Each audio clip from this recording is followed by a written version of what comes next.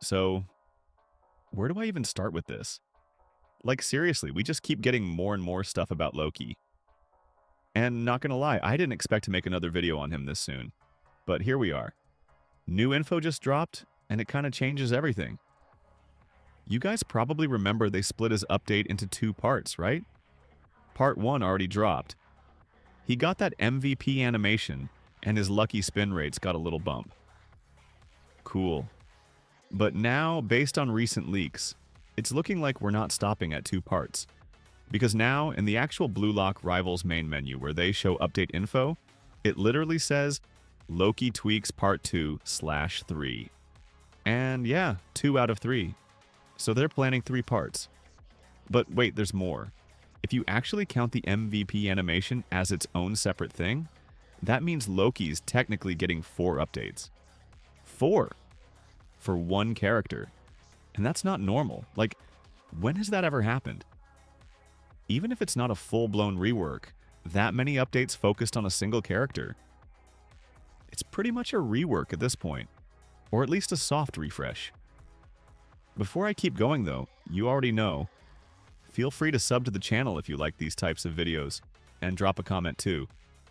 Do you think Loki actually deserved this much attention?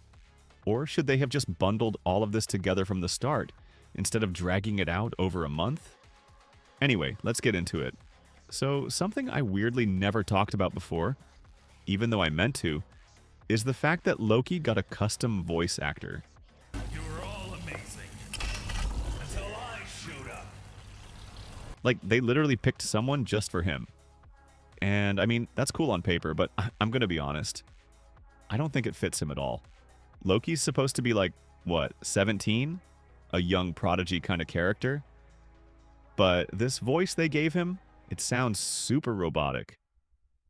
Kind of demonic too, like, bro, he's not a final boss, he's a teenager. I just don't get it. They could have gone with something a little more grounded, or even tried to match his Japanese voice a bit more.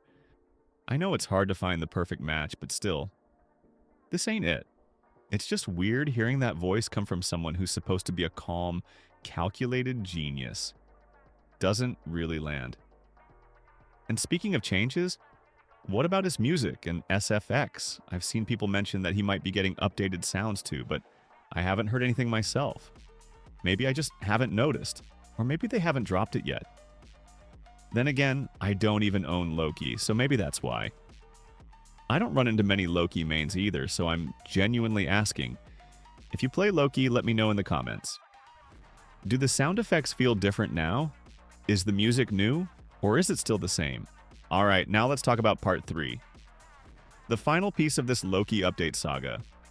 I feel like they're done messing with his spin rates. People aren't really complaining about that anymore, so I doubt they'll tweak it again.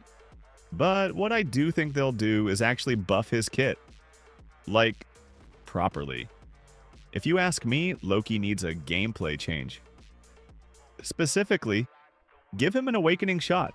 Right now, his moves are flashy, yeah, but there's no big impact. No finishing threat. That doesn't make sense for a character who's supposed to be like Mbappe. Think about it. Mbappe scores, he's fast, but he also finishes. Even Vinny Jr., and who plays winger, scores constantly. So it's weird that Loki doesn't have that same energy. Remember when everyone thought his awakening was going to be an auto goal move? We saw it in the trailer. He's literally shown shooting. That's what I thought we were getting. But no, we got something else.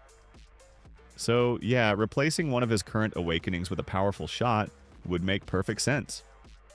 And okay, quick side rant. Can we talk about how Loki sprints in his awakening animation, but then just stays in the same spot? Like, bro, you just dashed at the speed of light and then boom, still standing there. What? It just feels off. If they made him actually move forward during that animation, it would feel way more satisfying, and honestly, I don't think that would break anything balance-wise. Especially considering how rare he is. 0.17% chance in lucky spins. That's insanely low. If you're going to make a character that hard to get, at least make him feel good to use, right? Now let's switch topics for a sec. Ranked mode. Yeah, that mess. Apparently, in the next update, we're getting some small ranked changes. And look, I'm not trying to be negative. I appreciate any improvement. But small changes doesn't exactly inspire confidence. Because right now, ranked is straight up broken for a lot of people. Like, you get in a full lobby, everyone's ready, and then nothing happens. The game just doesn't start. And this isn't rare. It's happening to a ton of players. So if the devs really want to fix ranked, here's what I think would help. And what a lot of people in the community have been saying too. First off, ranked should give you ELO based on performance, not just wins. Like +5 for a goal, +3 for assists, -1 for getting tackled a lot. Stuff like that. Make it feel rewarding to actually play well. Also, they need to lower the ELO penalty for losses, especially in lower ranks like Rookie and Bronze. Losing 30 ELO when your teammates throw is brutal. Drop it to like -15 down there and increase it gradually as you climb. Another thing, remember when they said they'd add bans and player goalkeepers? Yeah, still waiting. It's time to make that happen. And lastly, let us choose what kind of ranked we want to play. Give us 1-on-1, 2-on-2, 3-on-3, 5-on-5, and let one player be the goalkeeper in 5-on-5. Also add a vote system for hackers.